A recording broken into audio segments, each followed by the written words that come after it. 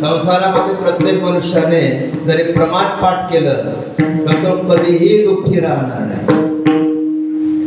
कोणतं प्रमाण आहे? जैशी स्थिती आहे तैशा परी, जशी आहे तशी अवस्था. आपलं कर्म करत राहा, जसं आहे तसं राहा. कौतुक तूप आहे संचिताचे. कौतुक करा आपल्या संचिताचं की माझ्या संचितामध्ये असंच असेल. म्हणून संत माऊली तुकोबाराय म्हणतात, वाहिल्या उद्वेग दुःखाची केवळ भोगणे ते फळ संचिताचे. म्हणून संचित कर्म हे मनुष्याला सुटत नाही. त्याप्रमाणे आपल्या जीवनामध्ये क्रिया घडत असतात. मनुष्य कसं आहे, इलेक्ट्रिक जसं चालते की नाही, इलेक्ट्रिक त्याची पॉवर असते बघा. माईक सिस्टीममध्ये त्या एम्प्लिफायरमध्ये इलेक्ट्रिक आहे. त्याच्यानंतर जर बघितलं ट्यूब कांडीमध्ये इलेक्ट्रिक आहे. ती आपल्या साधनांना अनेक प्रकारे जे जे साधनं असतील त्याला ती काय करत असते, पुरवठा करत असते. फ्रीजमध्ये इलेक्ट्रिक आहे. जे जे साधनं आपल्या घरामध्ये ते इलेक्ट्रिक आहे. त्याच्याशिवाय काहीच होऊ शकत नाही. ते जसं आपल्याला वातावरण निर्मिती करून देते की नाही, त्याप्रमाणे संचित जसं जसं तुमचं जीवनामध्ये जे जे घडलेलं आहे पूर्वी त्याचं फळ ते तुम्हाला संचित देत असते. भोगणे ते फळ संचित. खेद करायचंय, नको खेद करू कोणत्या गोष्टीचा. चिंता करायची नाही, प्रसन्न राहावं, आनंदात राहावं. प्रसादे सर्व दुःखाना हानी रस्योपजायते. सुखी संतोषाने यावे, दुःखी विषादान वजावे. लाभा लाभ न धरावे मना माझी. या प्रकारे सुखामध्ये संतोष मानायचा नाही, दुःखामध्ये खेद करायचा नाही, कोणतंही टेन्शन घ्यायचं नाही. म्हणून जीवनामध्ये तुम्हाला नामस्मरणाने भक्तीने तुम्हाला अधिकार प्राप्त होत असतो. अधिकाराने मनुष्याचं महत्त्व प्राप्त होत असतं. भक्ती करणाऱ्या मनुष्याला त्याचा गौरव होतो. भगवंत गौरव करतात. लोक तर जाऊ द्या, समाज तर जाऊ द्या, संत आणि भगवंत भक्ती करण्याचा गौरव करतात. म्हणून तुम्हाला अधिकारी व्हायचं आहे का? तुम्हाला सर्व सुख या त्रिलोक्यातील तुमच्या पायाशी यावं असं वाटतं का? तर तुम्ही एक करा.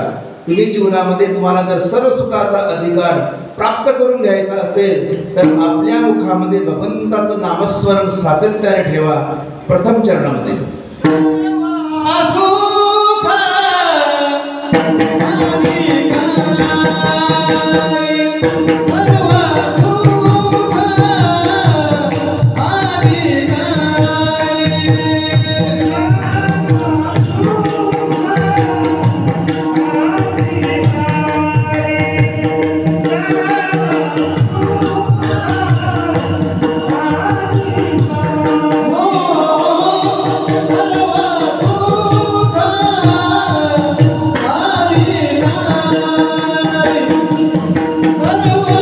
Oh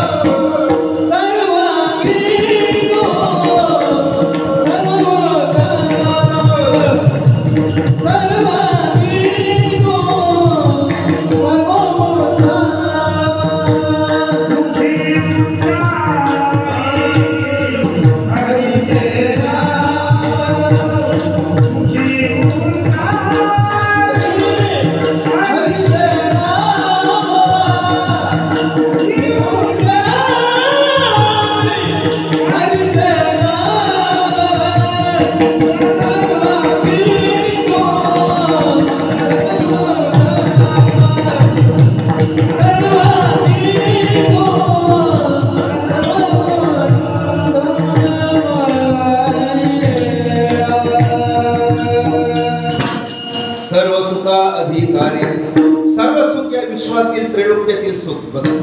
वैश्विक सुख म्हणा, त्याच्यानंतर साधनामय सुख म्हणा, वैज्ञानिक सुख म्हणा आणि भक्ती मार्गाचं सुख म्हणा. हे इतर सुख तुम्हाला तुमच्या कष्टाने प्रयत्नाने मिळतील, भौतिक सुख. परंतु परमार्थिक सुख याचा अधिकार तुम्हाला प्राप्त व्हायचे असेल ना, तर तुम्हाला मुखाने हरीचं नामस्मरण करावंच लागेल. म्हणून 2 टाइम सकाळी आणि संध्याकाळी आपल्या जीवनामध्ये नियम असावे. ब्राह्मण म्हटल्यानंतर त्रिकाल संध्या त्याला उचित आहे. ज्याच्या जीवनामध्ये त्रिकाल संध्या नाही त्याला शास्त्राने ब्राह्मणाचा निषेध केलेला आहे. त्याला काय केलाय? निषेध केला. अभक्त ब्राह्मण म्हटलाय, त्याला संध्या योग्य आहे. वारकरी म्हटला म्हणजे वारकरी कोणाला म्हणतात? तुळशीमाळ गळ्यामध्ये आहे, जो भगवंताची वारी करतो, संतांची वारी करतो आणि ज्याच्या जीवनामध्ये नित्य हरिपाठ आहे. सकाळी माऊली ज्ञानेश्वरांचा हरिपाठ, संध्याकाळी एकनाथ महाराजांचा हरिपाठ. ज्याच्या जीवनामध्ये हे 2 प्रकारे हरिपाठ होत असतात आणि हा हरिपाठ जरूर घ्यावा. कोण हरिपाठ घेते? 1 टाइम 2 दररोज. आपल्यामध्ये सर्वांमध्ये कोणी आहे का तसा हिरो? कोणी?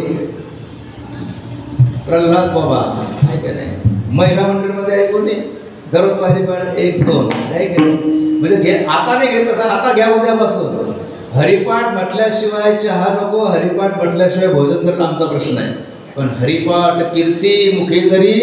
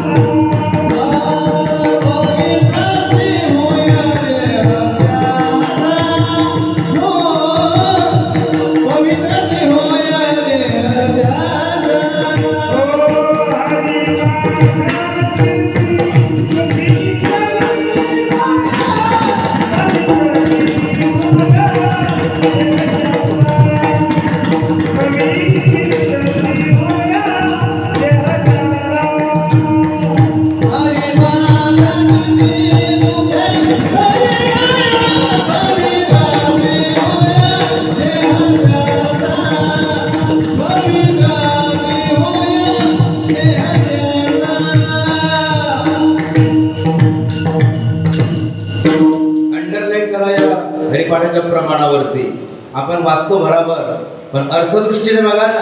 हरिपाठ कीर्ती मुखे जरी काय. तुम्ही जर मुखाने हरिपाठाचं वर्णन केलं, हरिपाठ म्हटला, तर परिणाम काय आहे? पवित्रची होय देह त्यांचा. आपला देह पवित्र होतो. फायदे पुष्कळ आहेत. फक्त आमच्या जीवनामध्ये नियम नाही आहे, नाही त्या भानगडी आहेत, नाही त्या प्रकारे शिवी आहेत, नाही त्या प्रकारे अनुचित कर्म आहे. पण हरिपाठाकरता आम्हाला वेळ नाही. तुमचा काही दोष नाही, माझा काही दोष नाही. आपलं कर्मच तसं आहे. निपत्तर, बिनलाजी, कर्मठ, बेअकली, येडी हडत, अजून काय सांगू, याचं आपलं कर्म आहे. ते आम्हाला हरिपाठाकडे येऊ देत नाही, येऊच देत नाही. पण ज्या दिवशी आमची बुद्धी, आमची जीभ हरिपाठाकडे वळेल, समजा हनुमंतरायांची आमच्यावरती कृपा झाली. अहो, कोणत्याच गावाला संध्याकाळी बऱ्याच ठिकाणी हरिपाठ होत नाही, पण आपल्या गावामध्ये दररोज हरिपाठ होतो संध्याकाळी. 3च जण असतात. मी आहे नाही, मी आहे नाही.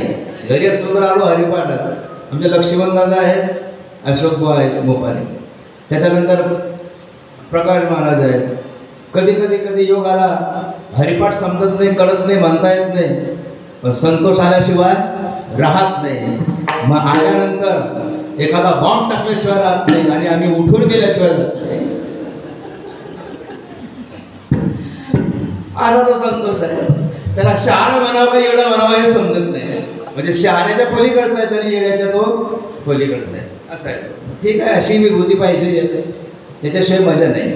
म्हणून मला एवढं सांगायचं, हरिपाठ आवश्यक असू द्या जीवनामध्ये. तुम्हाला सर्व सुखाचा अधिकार पाहिजे असेल तर. नाहीतर संसारामध्ये आपण नसतोय, खेळतोय. काय करावी ती मोलाची माकडे नाचता ती पुढे राजा काय करावी ती मोलाची माकडे नाचता ती पुढे राजा